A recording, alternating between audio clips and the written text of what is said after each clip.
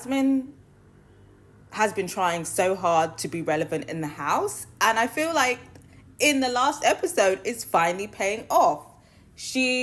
When she came in, she was, making comments here and there, insulting people's relationships, being overly flirty, and in the last couple episodes she's been very sexual with people. She's been joking about threesomes with Dijon. She's been having sexual chats with Harrison. So she's portraying herself to be this sexual being, right? This sexual temptress. She says in a challenge, she says that she flirts with married men and men that are in relationships just for fun. Then she goes on to say, oh my gosh, like a man has never given me an orgasm before, but like, saying it like, oh my God, I'm so sexually repressed, right? Her never having receiving an orgasm from a man, I think unfortunately most women can relate to that because men are selfish lovers. And that's just statistical information. The orgasm gap is atrocious. Then she goes on to say, well, she's only had sex with two men.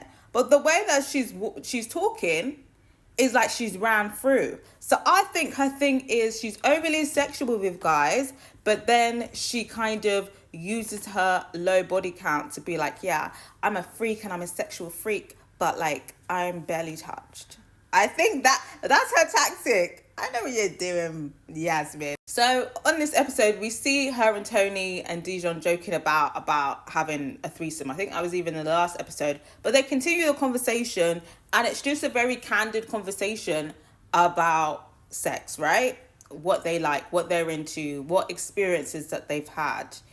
I feel like in British culture, people are very prude when it comes to sex. Sex is a natural thing. We're sexual beings. But when it comes to actually being open and honest about sex and sexual experiences, you get a lot of people pushing back to be like, time and place, like, is nothing secret anymore, is nothing sacred, blah, blah, blah.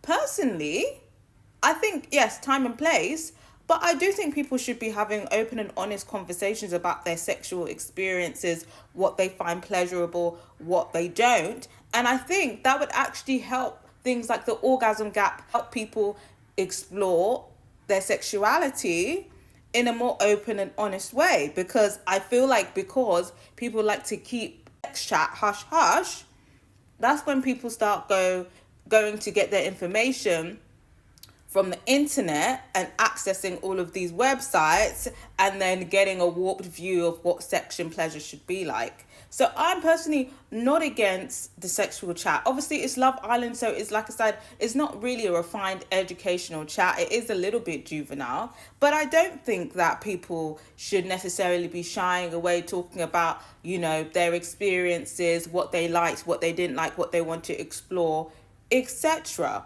Was it a bit male-centered? Absolutely, unfortunately. Absolutely. I would like to see more conversations focused on female pleasure, because it just seems like Yasmin is a pick-me and she just wants to please men. So that's the downside of that conversation. But I do think in general, we should definitely be more open about sex. But I think we should start to gear the conversation more towards female pleasure, just because the orgasm gap is so bad and the girls are so damn bad out here, Yeah, they're having this conversation. Megan eavesdrops on this and she's immediately pissed off because she just feels like, this is disrespectful to her and Dijon's connection. Because can we really call it a relationship at this point? I guess they're kind of closed off but still open.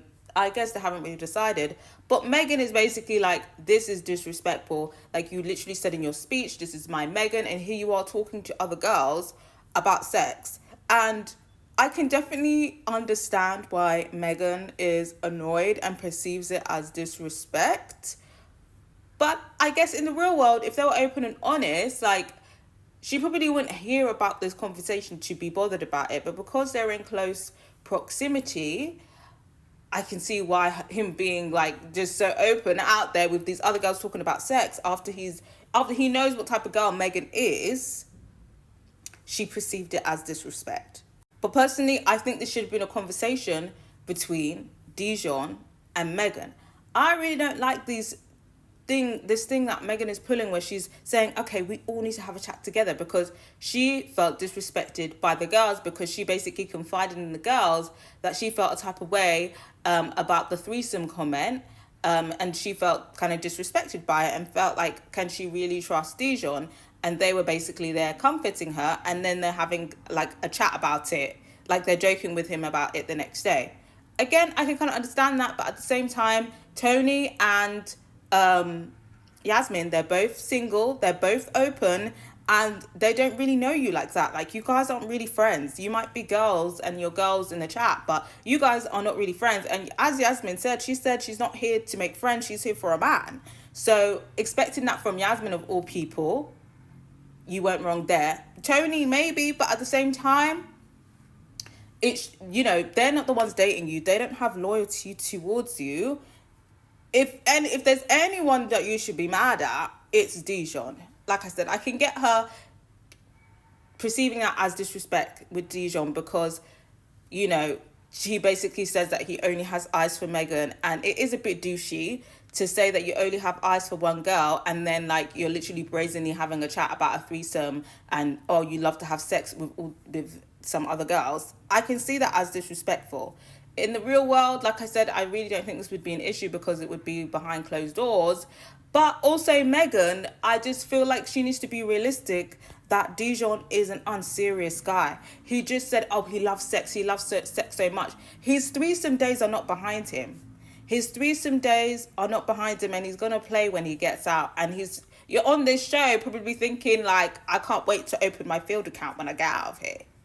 So I also feel like Megan needs to be realistic. I think, again, this is going to be a storyline of Megan trying to make Dijon this respectable good guy, and him playing about, and they might make it to the end as a couple, but he's always going to be, you know, at best, a reformed fuckboy, right? And a formed loose dick, you know?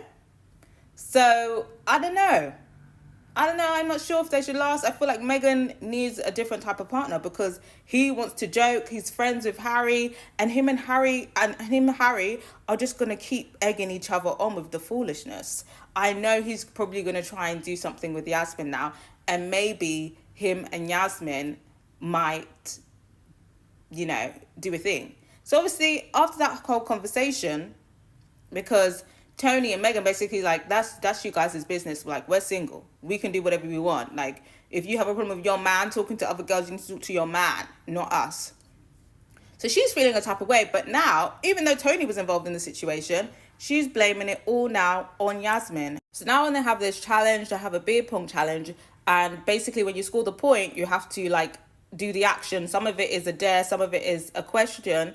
But some of these questions are very shady, and Megan takes this opportunity to shade Megan and bait her out to Shay, basically be like, well, I don't think you're happy with Shay because you're trying to have a threesome with my man, you're trying to organize threesomes with my man. And she had all this smoke for Yasmin, but barely any for Dijon. And it's kind of like, that's your man. Yasmin is single and she has no loyalties to you. And I hate a bitch like that. And personally, I think Yasmin should have had more back chat for that. And one thing I don't like about Yasmin is she wants to be a bad bitch so bad. It's just not giving. She gives very much like a corporate person, like not a corporate baddie, not a corporate siren. She looks like she should be on The Apprentice. She should have cussed out Megan. She was trying to play the cucumber, but she was looking very nervous and very pressed. But you know what? I'm here for people, you know, living in their fantasy, you know. She's bringing the drama. I'll give her that. Then she's also messing around with Harry as well.